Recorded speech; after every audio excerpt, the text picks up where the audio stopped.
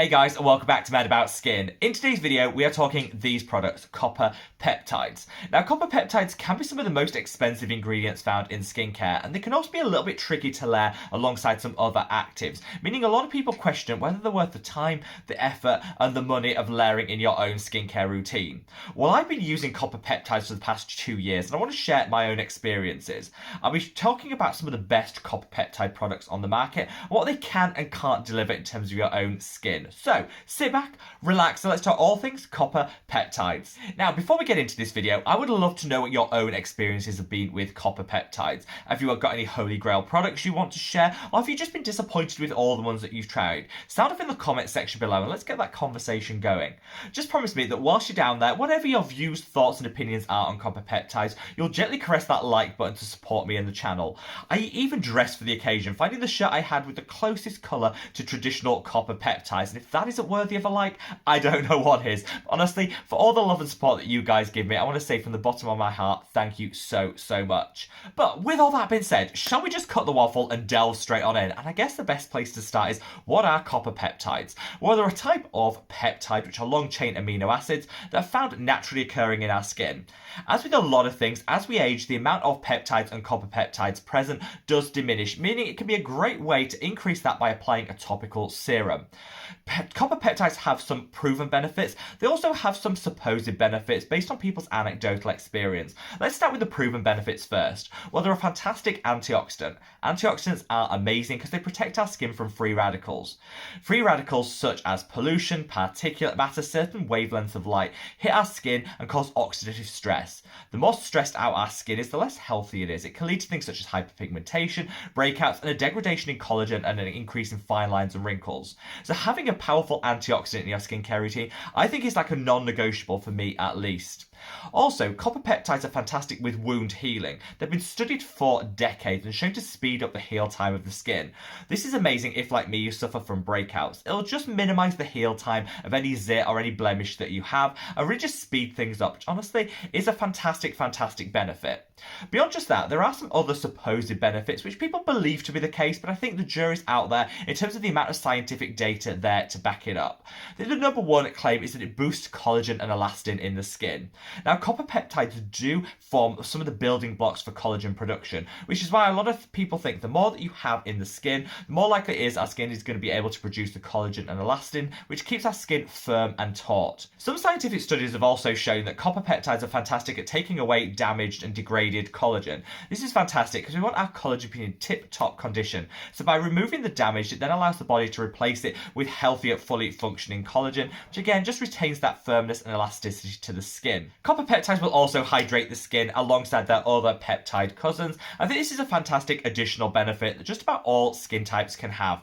Now, for me, I think taking in the round with the proven and the anecdotal benefits of copper peptides, I think they're an absolutely fantastic addition to a skincare routine.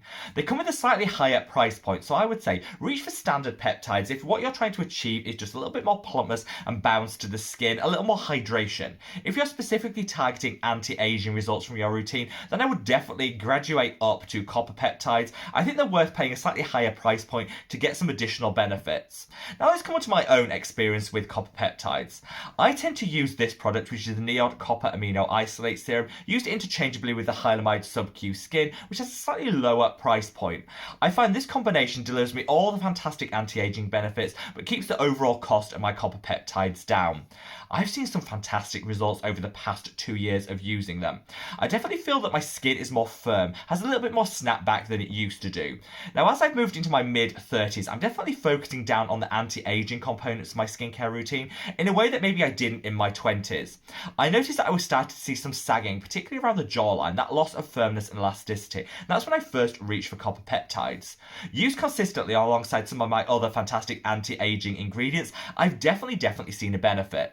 For me, the instant fix you'll get with copper peptides is that plumpness and that hydration to the skin. You'll get this from any peptide rather than just reaching for a copper peptide, but it's a really nice instant fix that you see from the product you reach. In the long term, I've definitely seen an improvement in the firmness, elasticity and bounce of my skin, and I do credit copper peptides for delivering that. This is all because of that triggering of the collagen and elastin, which I said was one of the supposed benefits of reaching for it.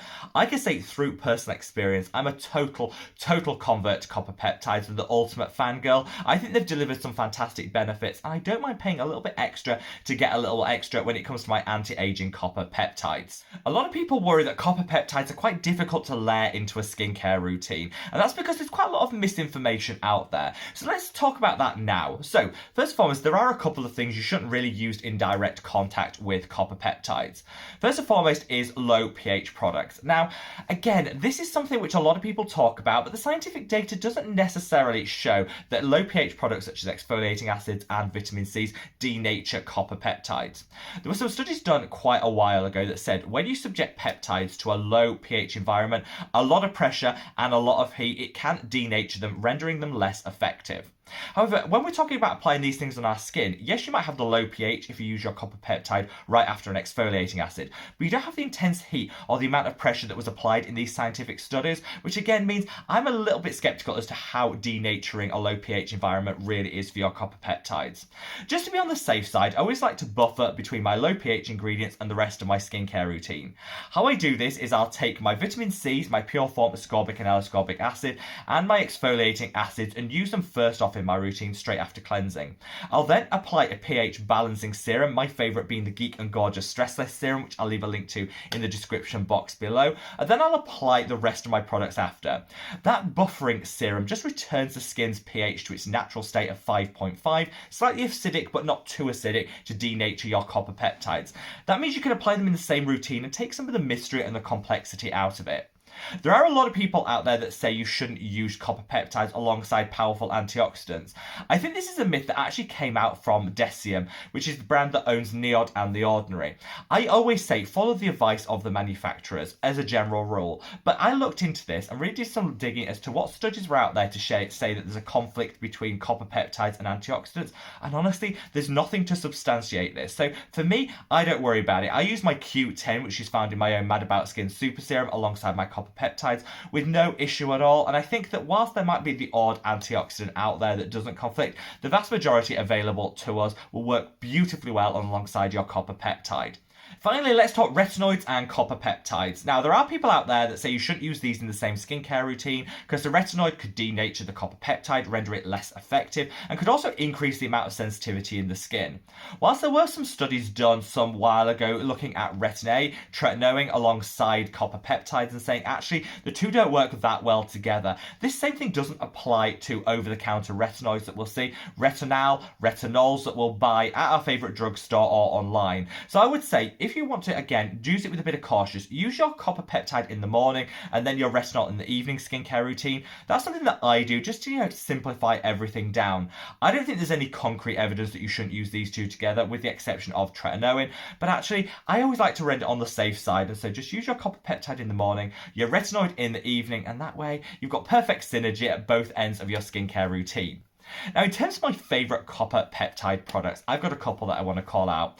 I always reach for this that I referenced earlier, the Copper Amino Isolate Serum by NIOD. It's a fantastic, fantastic product because the delivery technology in here is what really makes it stand out. You've got a great concentration of copper peptides alongside some other peptides, meaning it's a really nice blend, but the delivery mechanism means they get to where they need to be in the skin to be effective. There's less wastage, which just means you get a whole lot more bang for your buck when you reach for this product. Of all the ones I've tried, this is the one that's delivered to me the best benefits in the shortest space of time. So if you're in a little bit of a hurry and you want all those anti-aging benefits, this is the one that I personally would recommend. Now, not everybody will want to reach for the NIOD price point, and I totally understand that, so you could reach for the Ordinary Buffet with copper peptides. This is a really, really nice product that's very similar in terms of its formulation to the NIOD product, but without that delivery technology. So I feel that you have to be a little bit more patient, wait a little longer to see the results from this, but honestly, in the long term, you're getting the same benefits, and I absolutely love this product at a fraction of the cost of the NIOD one. Another favourite of mine is the Medicate Copper Peptides. This is everything, and since the NIOD put their prices up, actually the NIOD and the Medicate one is a very similar price point, and they both have a fantastic delivery mechanism and some great additional benefits. This is maybe one that I'm going to start using more frequently, like I said, since NIOD put their price up a little bit, and these two are a little bit more comparable. Absolutely stunning product from one of my favourite skincare brands. Finally, I want to call out Face Theory and their Poly Prep such a great peptide product. This blends standard peptides again with those copper peptides as a nice addition, and I think of all the ones I'm referencing is the most hydrating. So if you're looking for something that adds some anti-aging benefit alongside hydrating you to the gods, the Face Theory is the one that I'd reach for. So there you have it, guys, a rundown of copper peptides, what they can and can't deliver for your skin, the results that I've got, and how to layer them effectively in your skincare routine. If you've got any outstanding questions, sound off in the comment section below and I'll quite happily answer them. And wherever you are in the world, guys, stay safe, stay well, love your skin. Take care. Bye.